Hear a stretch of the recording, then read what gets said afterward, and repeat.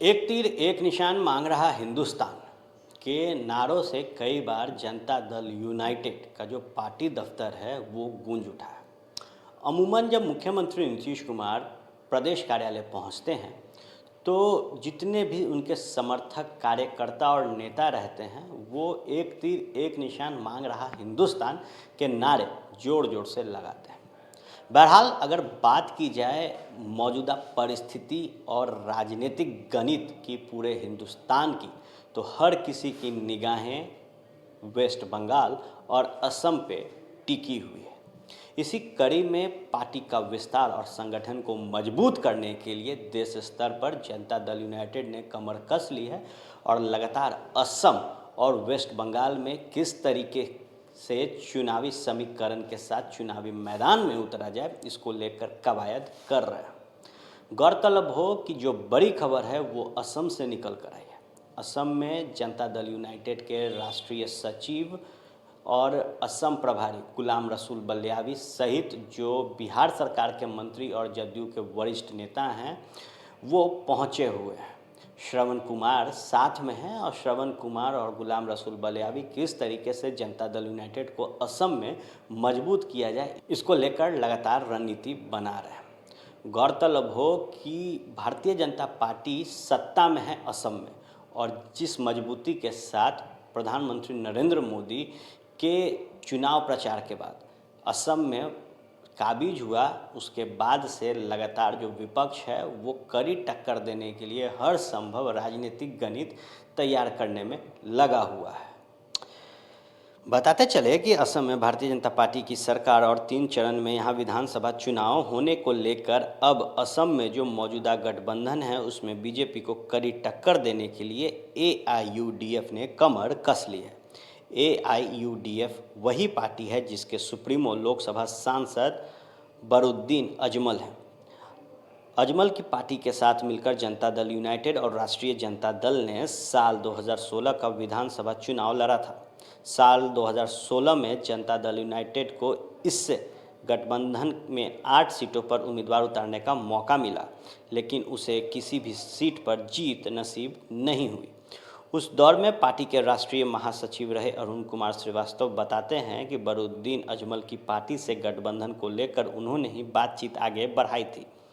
तब नीतीश कुमार ने यह भरोसा दिया था कि एआईयूडीएफ गठबंधन के लिए नीतीश कुमार बिहार से असम जाकर चुनाव प्रचार करेंगे, लेकिन बाद में मुख्यमंत्री नीतीश कुमार ने इसमें दिलचस्पी नहीं ली। फर्स्ट बिहार से बातचीत में अरुण श्रीवास्तव ने कहा कि नीतीश कुमार ने वादा किया था कि वो असम चुनाव में जाकर जनसभा को संबोधित करेंगे, लेकिन हद तो तब हो गई जब नीतीश कुमार ने अजमल का फ़ोन उठाना बंद कर दिया। श्रीवास्तव की माने तो जनता दल यूनाइटेड ने चुनाव लड़ने के पहले 2016 में हथियार डाल दिया था। नतीजा सामने रहा। स्थानीय नेताओं की तरफ से मजबूती दिखाने के बावजूद पार्टी कुल 3 सीटों पर ही अपनी जमानत बचा पाई। अजमल की पार्टी को 2016 में शिक्षा में सफलता मिली, लेकिन लालू और नीतीश अपनी पार्टी के लिए वहां खाता नहीं खोल पाए। अब अजमल भी जेडीयू को भाव नहीं दे रहे क्योंकि मुख्यमंत्री नीतीश कुमार एनडीए गठबंधन के साथ हैं।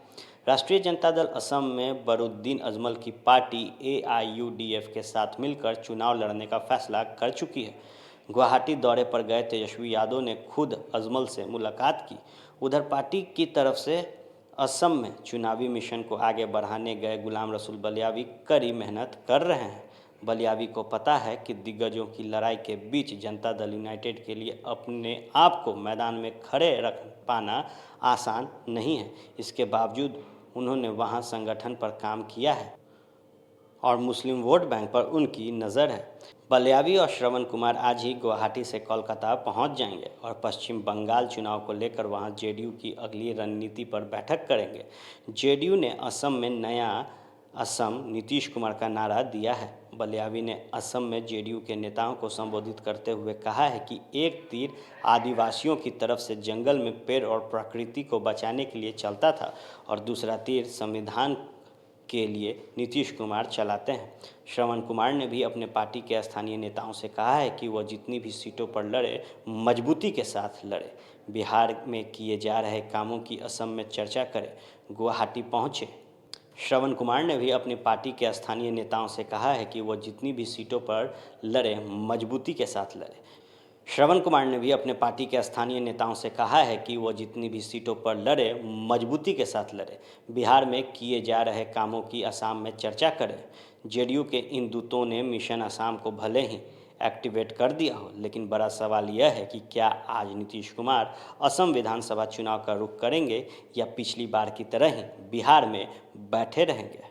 लगातार मुख्यमंत्री नीतीश कुमार देश स्तर पर पार्टी को मजबूत करने में लगे हुए और यही कारण है कि खुद को बिहार में इंगेज रखते हुए उन्होंने पार्टी की कमान आरसीपी सिंह के हाथों में दे दी है। बिहार की अगर बात की जाए तो आरसीपी सिंह लगातार हर स्तर पर पार्टी के संगठन को मजबूत करने में लगे हुए हैं। अब देखने वाली बात होगी कि जहां जदयू ने अपने दूतों को असम में भेजकर नए नारा दे दिया है, वहीं किस तरीके से असम फतेह करने के लिए जनता दल यूनाइटेड आगे की रणनीति बनाती है। हर किसी की निगाहें पूरे देश में असम और वेस्ट बंगाल पर टिकी है, क्योंकि जिस तरीके से चुनावी सभा इन दो राज्यों में किया जा रहा है, उसके बाद कहा जा रहा है कि कई नेताओं के जो शाख हैं वो कई नेताओं के राजनीतिक साख दांव पर लगे हुए हैं। तमाम राजनीतिक गलियारों से जुड़ी खबरें आपको फर्स्ट बिहार पे मिलेंगी। बने रहे फर्स्ट बिहार के साथ। धन्यवाद।